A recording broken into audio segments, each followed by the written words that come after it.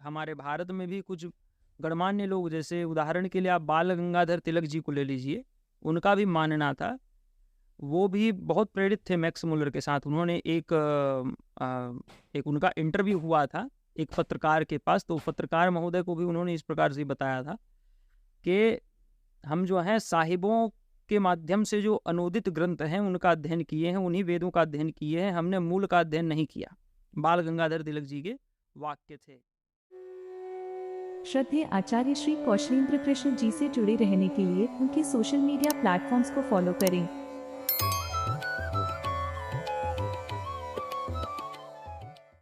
तो बाल गंगाधर तिलक एकदम मैक्स मुलर के समान नहीं मानते थे इस बात को, वेदों की प्राचीनता को, या विदेशी तो मानते थे आर्य को, लेकिन वो ये मानते थे कि आर्य जो है वो यूरोप क्षेत्र से, स्टेपिक क्षेत्र से आए नहीं है, बल्कि वो जो है उत्तरी ध्रुव से आए हैं। ये उनकी मानसिकता थी। और वेदों को वो आज से लगभग 3500 वर्ष पूर्व न मान करके आज से 10,000 वर्ष पूर्व का वो मानते थे। इसके अतिरिक्त तो उनका एक ग्रंथ है ओरायन, उसमें उन्होंने एक मत और दिया है। उन्होंने कहा कि ऋग्वेद में 10वें मंडल के 83वें सूक्त की कुछ ऋचाएं हैं, कुछ उसका उनके जो मंत्र हैं उसमें बताया गया है, वर्णन ये मिलता है कि मृगशिरा नक्षत्र में वसंत संपात हो रहा था, ऐसा वर्णन वहाँ पे प्राप्त है। तो उत्तरा भाद्रपदा जो नक्षत्र है, ये उत्तरा भाद्रपदा से 6 नक्षत्र पहले की स्थिति है, और वसंत संपात जो है वो एक नक्षत्र से दूसरे नक्षत्र में 960 वर्ष में पहुंचता है। तो उन्होंने एक अनुमान लगाया कि ये तो 5760 वर्ष पूर्व की घटना होगी, जब वसंत संपात जो है मृगशीर्ष नक्षत्र में हुआ था। तो ये वेदों का लेखन काल भी 5760 वर्ष के आसपास ही होना चाहिए, ऐसा उन्होंने अनुमान लगा लिया। ये जो उन्होंने अनुमान लगाया, ये वेद विभाजन काल, चतुर्धा विभजत प्रभु, ये जो काल है इस काल को इंगित कर सकता है यदि माने तो। लेकिन इन्होंने इसको सत्यापित, अगर हम ये भी मान लें कि ये वेद के लेखन काल, वेद की उत्पत्ति काल को नहीं अपितु वेद के विभाजन काल को परिलक्षित करता है, बता रहा है, तो भी इन्होंने जो विधि ली है, जो यह विधि है वसंत संपात को लेकर जो बनाई गई है, ये विधि भी उचित नहीं है। इसको भी प्रमाणित करेंगे। कैसे नहीं है? देखिए 27 नक्षत्र हैं, है ना, 27 नक्षत्र हैं, और यदि 960 गुणित हम 27 करते हैं तो हर 25,920 वर्ष में यही जो मृगशीर्ष नक्षत्र है, इसी नक्षत्र में फिर से वसंत संपात जो है होता है। हर बार इसी नक्षत्र में वसंत संपात हमको दिखेगा। तो 5760 साल पहले भी वसंत संपात हुआ था, 31,660 वर्ष पूर्व भी, और 57,600 वर्ष पूर्व भी इसी प्रकार से मृगशिरा नक्षत्र में ही वसंत संपात हुआ था। तो आप ये नहीं कह सकते कि चर्चा 5760 वर्ष पूर्व की है, 31,660 वर्ष पूर्व की है। हो सकता है ये 57,600 वर्ष पूर्व से पूर्व वाले वसंत संपात की घटना हो, तो कुछ कहा नहीं जा सकता। तो ये जो एक उन्होंने एक विधि अपनाई थी इसको सत्यापित करने की, ये विधि जो है वो इतनी सुदृढ़ नहीं है, इतनी ठोस नहीं है, ये हमको मानना चाहिए। और यदि आर्य प्रवास की बात करें तो आर्य प्रवास में क्या है, ये लोग कहते हैं कि भारत में जो है वो कृष्ण गर्भ का उन्होंने जो पर्याय निकाला था मैक्स मुलर ने, काले कलूटे लोग और चपटी नाक वाले लोग रहा करते थे, और आर्य जो हैं वो आए भारत में आज से 1500 ईसा पूर्व, अर्थात 3500 वर्ष पहले, और आकर के उन्होंने भारत पर आक्रमण किया, ब्राह्मण क्षत्रिय वैश्यों ने। फिर इनको एक जाति दे दी शूद्र की, और फिर इन पर उन्होंने जो है राज किया। इस प्रकार से वो वर्णन करते हैं। और जो सिंधु सरस्वती सभ्यता है, सिंधु घाटी की सभ्यता, हड़प्पा, मोहनजोदारो, इनको भी वो प्रमाणित यही करने का प्रयास कर रहे थे कि भाई ये तो जो है ये सभी सनातन धर्म से संबद्ध है नहीं, ये इनका अलग ही धर्म है और अलग ही इनका कार्य है। इन्हीं पर सर्वप्रथम आक्रमण आर्यों ने किया, इसको ध्वस्त कर दिया पूरे नगर को। इस प्रकार से उन्होंने वो इतिहास भी पलटने का प्रयास किया। इसके विषय में भी कभी हम वीडियो बनाएंगे, आर्य प्रवास के विषय में भी अवश्य एक वीडियो प्रयास रहेगा, हम बनाए चलचित्र। तो ये है। इसके उपरांत यदि हम वेदों का ही अध्ययन करें तो ऋग्वेद के द्वितीय मंडल के 12वें सूक्त के दूसरे मंत्र को हम देखें, ऋचा को, यह पृथ्वी व्यथमाना, ये इस प्रकार से जो चलता है, इसमें बताया गया है पृथ्वी के उस स्थिति को अगर हम वैज्ञानिक दृष्टिकोण से देखें, आधुनिक जो वैज्ञानिक गण हैं जो कहते हैं कि पृथ्वी का जब सर्वप्रथम निर्माण हो रहा था तो बहुत उथल पुथल मचा हुआ था, बड़े बड़े ज्वालामुखी फटते थे, पृथ्वी में भूकंप आया करते थे प्रारंभिक समय में। तो इसी काल को इंगित कर अगर हम समझे तो इसी काल से हम इस ऋचा को जोड़ सकते हैं।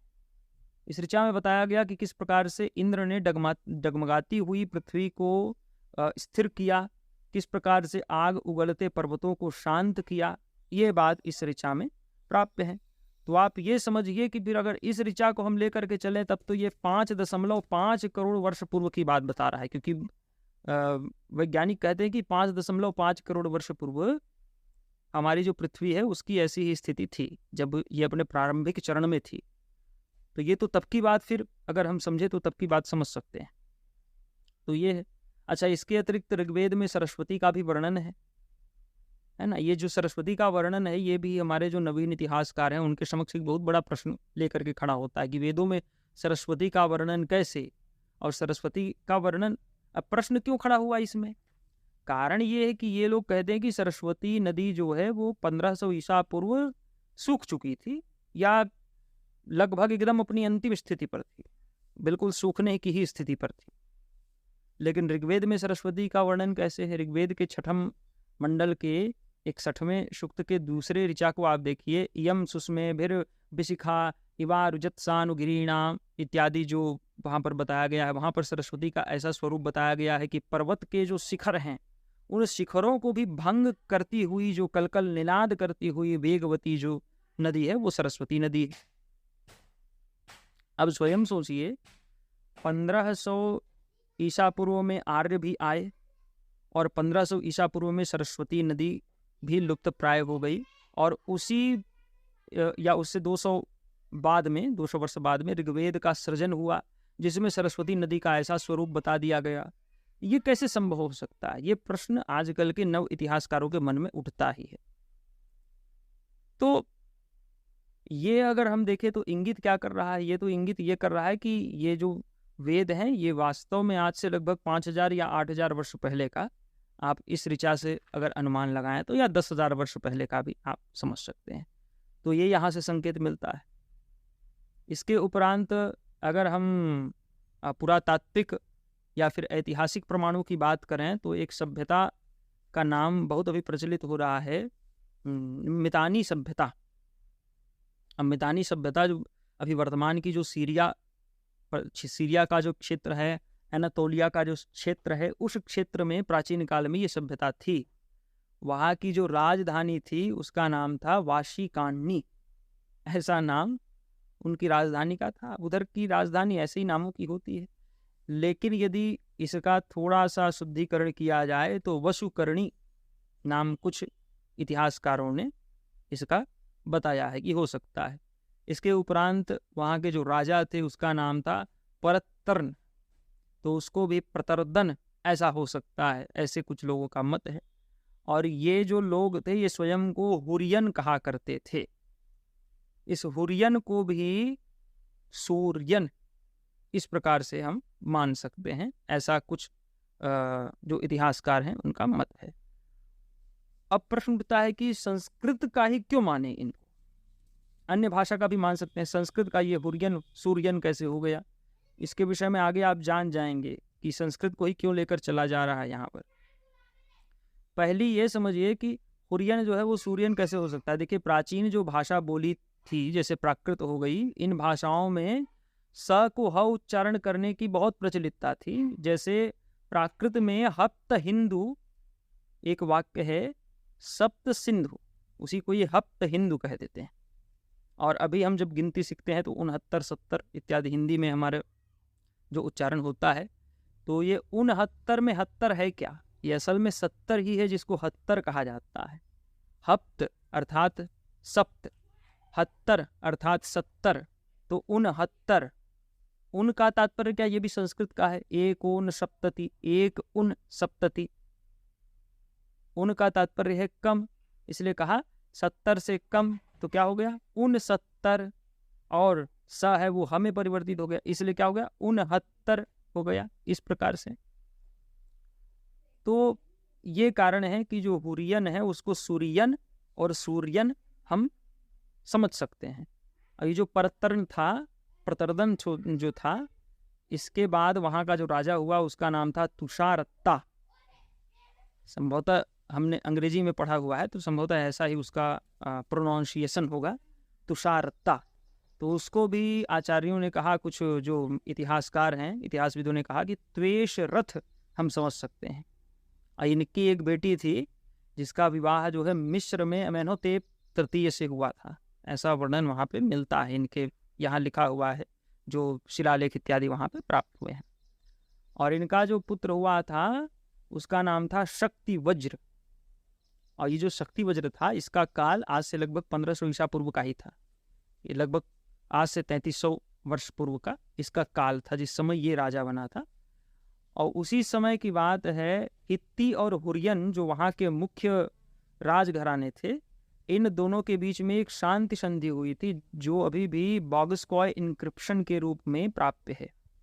उस इंक्रिप्शन में आप विश्वास नहीं करोगे, मित्र, वरुण, इंद्र, नासत्य इत्यादि देवताओं के वर्णन है जो वैदिक देवता हैं। इनका वर्णन आखिर इतने दूर में 1500 वर्ष पूर्व ही, जब यही जो इसका शासन काल था जब ये संधि हो रही थी, इसी काल में भारत में आर्यों का भी आगमन हुआ। लेकिन आर्यों की संस्कृति वहां पे फल फूल रही है पहले से, ये कैसे हो सकता है? ये तो बड़ी अजीब बात है। अभी भी वहां के कुछ स्थानों का नाम देखेंगे तो आपको हमारे संस्कृत से मिलता जुलता नाम मिलेगा उस क्षेत्र में। आज भी तब के नाम भी थे कई, और कुछ कुछ हैं जो भ्रष्ट हो गए हैं, भ्रष्ट हो गए हैं जिनके, ऐसे भी। तो उसी काल में जिस काल में आर्य भारत आए, जैसा ये कह रहे हैं उसके अनुरूप यदि हम सोचे तो उसी काल में ये जो मित्र, वरुण, इंद्र, नासत्य इत्यादि हैं, ये सभी वहां प्रचलित हो गए हैं। कहाँ? इस मितानी की सभ्यता के स्थान में अत्यंत प्रचलित हो गए। इतने प्रचलित हो गए कि उन लोगों ने ग्रहण भी कर लिया और क्या कहते हैं, कसमें खा रहे हैं कि हम शांतिपूर्वक रहेंगे शांति संधि में, और हमको वास्ता है मित्र का, वरुण का, इंद्र का, नासत्य का इत्यादि। तो ऐसा कैसे हो सकता है? ऐसा क्यों नहीं हो सकता, इसको भी सोचते हैं। देखिए, सरस्वती नदी जो सप्त सिंधुओं का जो वर्णन हमारे ऋग्वेद में आता है, यदि उसको देखें तो जो इतिहासकार हैं वो ये समझते हैं कि आर्यों ने यदि ऋग्वेद की रचना की है तो वो भारत आने के बाद ही की है। भारत आने से पूर्व उनकी संस्कृति में ऋग्वेद था ही नहीं, क्योंकि सरस्वती नदी जो है, सिंधु नदी जो है, वो तो भारतीय उपमहाद्वीप के अंग हैं।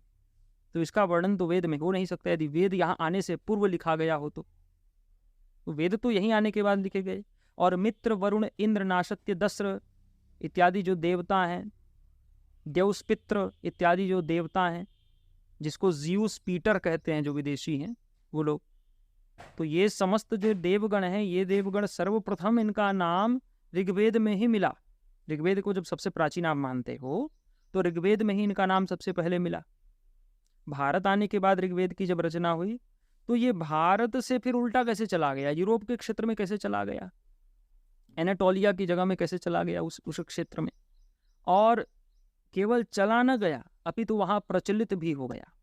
ये भी सोचने वाली बात है, क्योंकि किसी संस्कृति के कुछ वाक्य, कुछ कहानियां जब किसी अन्य क्षेत्र में जाकर के प्रचलित होते हैं तो जाने और प्रचलित होने के बीच में बहुत लंबा समय लगता है, अर्थात हजारों वर्ष लग जाते हैं एक संस्कृति को दूसरे स्थान में जाकर के फलने फूलने में।